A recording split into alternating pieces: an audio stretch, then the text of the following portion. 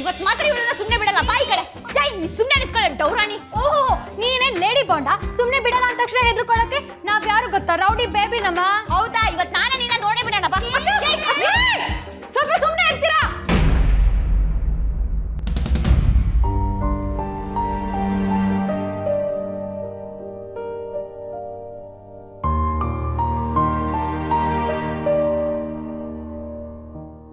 ಯಾಕಕ್ಕ ಬೇಜಾರ? ಸಾರಿ ಕಣ್ರೆ ರೇಗಿದ್ದಕ್ಕೆ. ಇವತ್ತು ವಿಕ್ಕಿ ಅವ್ರ ಹತ್ರ ಮಾತಾಡಿದೆ. ಅಯ್ಯೋ, ನಂಗೆಲ್ಲ ಗೊತ್ತಕ್ಕ. ನೀನು ಅನ್ನೆಸೆಸರಿ ಟೆನ್ಷನ್ ಮಾಡ್ಕೊಳ್ತಾ ಇದೀಯ. ನಾಳೆ ನಾವೆಲ್ಲ ದೇವಸ್ಥಾನಕ್ಕೆ ಯಾಕೆ ಹೋಗ್ತಿದೀವಿ ಹೇಳು? ನಾಗರ ಪಂಚಮಿ ಅಂತ ಪೂಜೆ ಮಾಡ್ಸಕ್ಕೆ. ಅಯ್ಯ, ಅದಕ್ಕೆ ನಿನ್ಗೆ ಬುಗ್ವಾಮ್ ದಡ್ಡಿ ಅನ್ನೋದು. ನೋಡಕ ಮತ್ತೆ ಹೊಡದ್ಲು. ಏ ಅದಿತಿ, ಸುಮ್ಮನೆ ಇರೆ. ಅಂಜು ಪುಟ್ಟ, ನೀನ್ ಹೇಳಿದ್ ಕರೆಕ್ಟೇ, ಆದ್ರೆ ಅದ್ರ ಜೊತೆ ಅಲ್ಲಿ ಇನ್ನೊಂದು ಪ್ರೋಗ್ರಾಮ್ ಇದೆ. ನಾಳೆ ಅಲ್ಲಿ ವಿಕ್ಕಿ ಬಾವನ್ ಮನೆಯವರು ಬರ್ತಾರೆ. ಆಗ 2 ಫ್ಯಾಮಿಲಿನೂ ಭೇಟಿ ಮಾಡಿಸಿದ್ರೆ ಅನಿವಾರ್ಯವಾಗಿ ನಿಶ್ಚಿತಾರ್ಥದ ಬಗ್ಗೆ ಮಾತಾಡ್ಲೇಬೇಕಾಗತ್ತಲ್ವಾ? ಹೆಂಗೆ ನಾವು? ಹೇಗಿದೆ plan? What N idea Sarji. ತುಂಬ ಒಳ್ಳೆ ಕೆಲಸ ಮಾಡಿದೆ ಅಮ್ಮು. ನನ್ನ ಪ್ರಾಬ್ಲಮ್ ಏನು ಅಂತ ಹೇಳೋದಕ್ಕಿಂತ ಮುಂಚೆ ಅದನ್ನು ಸಾಲ್ವ್ ಮಾಡಿರ್ತೀಯ. ನಾವಾಗ್ಲೇ ಹಂಗೆ, ಈಗ ಕೇಳ್ಬೇಕಾ?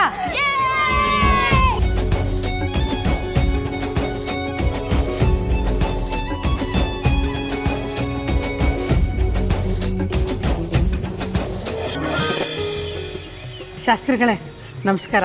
ನಮ್ಮ ಆರತಿ ಹೆಸರಲ್ಲಿ ಒಂದು ಅರ್ಚನೆ ಮಾಡಿ. ಸುಹಾಸಿನಿ ಅಮ್ಮನವರು ಬನ್ನಿ ಬನ್ನಿ.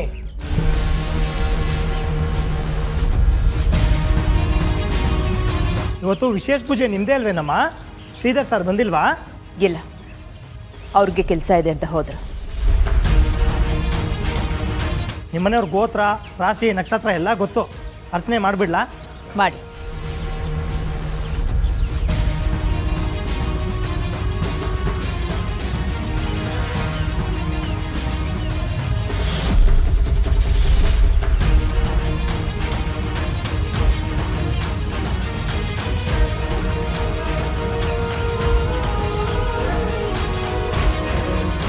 ಇವರಿಗೆ ತಾನು ದೇವಸ್ಥಾನದಲ್ಲಿದ್ದೀನಿ ಅನ್ನೋದು ಗೊತ್ತಾಗ್ತಿಲ್ಲ ಅನಿಸುತ್ತೆ.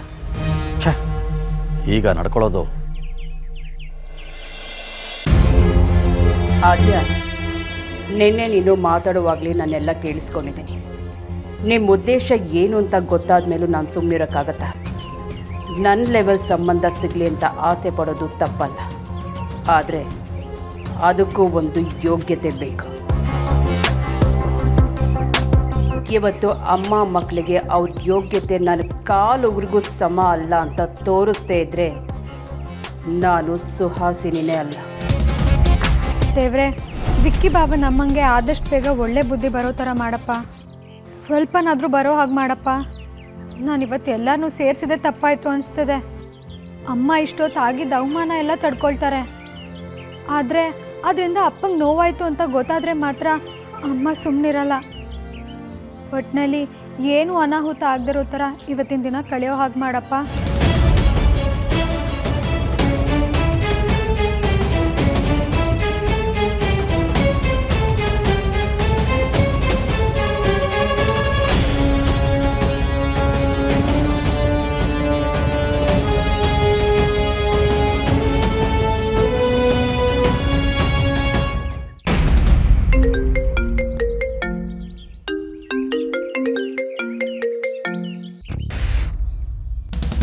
ಅಗ್ರಜ, ಎಲ್ಲೋ ಇದೆಯಾ?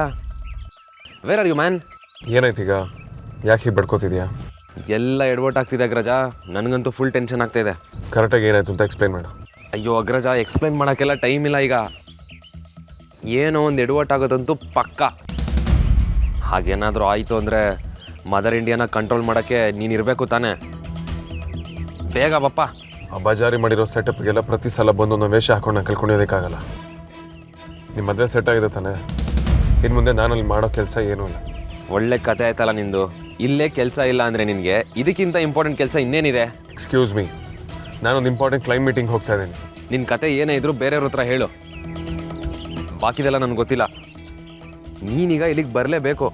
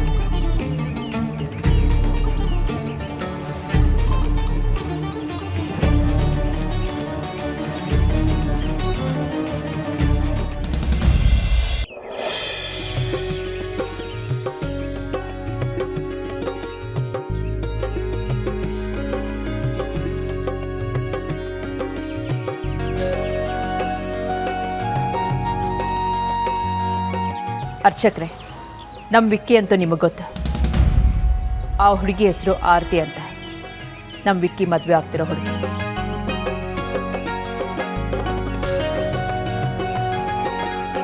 ಬಾಮ್ಮ, ಹುಡುಗ ಪಕ್ಕ ನಿಂತ್ಕೋ.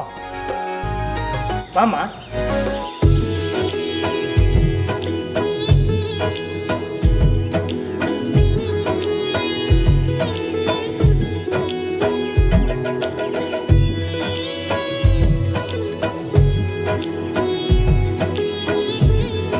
ನಾಗರ ಪಂಚಮಿ ದಿನ ಸಾಕ್ಷಾತ್ ಶಿವ ಪಾರ್ವತಿನೇ ನೋಡ್ದಾಗಾಯ್ತಮ್ಮ. ತುಂಬ ಒಳ್ಳೆ ಜೋಡಿ.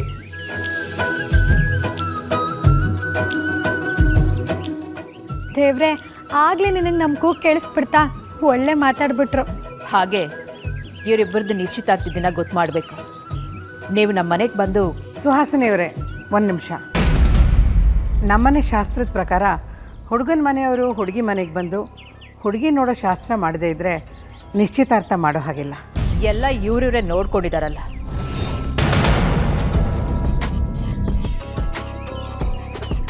ಹುಡುಗಿ ಇಷ್ಟೊಂದು ಮುಂದುವರೆದಿದ್ದಾಳೆ ಅಂದಮೇಲೆ ಶಾಸ್ತ್ರದ ಮರ್ಯಾದೆ ಇಟ್ಕೊಳಕ್ಕಾಗತ್ತಾ? ಅಷ್ಟಕ್ಕೂ ನಾವು ಗಂಡಿನ ಕಡೆಯವರು, ನಮ್ಮ ಬೇಡಿಕೆನೇ ಸಲ್ಲಬೇಕಲ್ವಾ?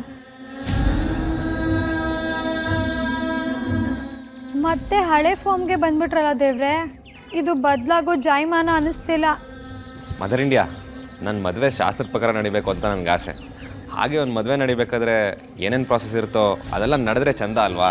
ಬಟ್ ವಿಕ್ಕಿ, ಅಯ್ಯೋ ಇರಲಿ ಬಿಡಮ್ಮ, ಒಂದಿನ ತಾನೆ, ಎಲ್ಲಾದ್ರೇನು. ಪುರೋಹಿತ್ರೆ, ಯಾವತ್ತು ಅಂತ ನೀವೇ ಒಂದಿನ ಅವ್ರ ಮನೆಗೆ ಹೋಗಿ ನಿಶ್ಚಿತಾರ್ಥ ಡೇಟ್ನ ಫಿಕ್ಸ್ ಮಾಡಿಬಿಡಿ. ಸರಿನಪ್ಪ, ನೀನು ಹೇಳ್ದಾಗೆ ಆಗಲಿ.